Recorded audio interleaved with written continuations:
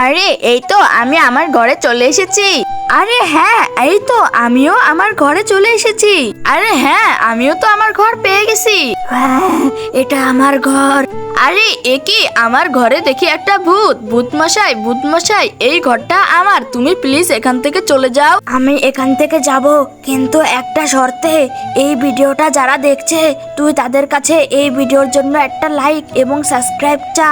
আরে বন্ধুরা, তোমরা একটি লাইক এবং চ্যানেলটি সাবস্ক্রাইব করে দাও, তাহলে আমার ঘর আমি পেয়ে যাব।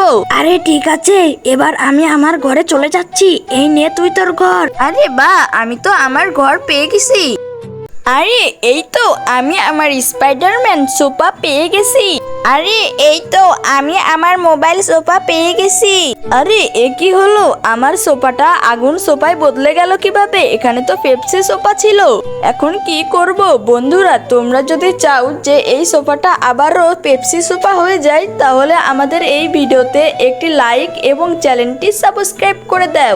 আরে বাহ, আমার সোফা তো আবারও পেপসি সোফা হয়ে গেছে। এখন আমি এটাতে খুব আরাম করে বসবো। আরে দেখো পাটলু, আমি আমার স্পাইডারম্যান ড্রেস পেয়ে গেছি। এখন আমি এখান থেকে যাই। আরে দেখো খাসিটা, আমি আমার স্পাইডারম্যান গাড়ি পেয়ে গেছি। এখন আমি এখান থেকে চলে যাই। আরে কিন্তু আমার কাছে তো শুধুমাত্র জুতোটাই রয়েছে, আমার তো ব্যাগও লাগবে।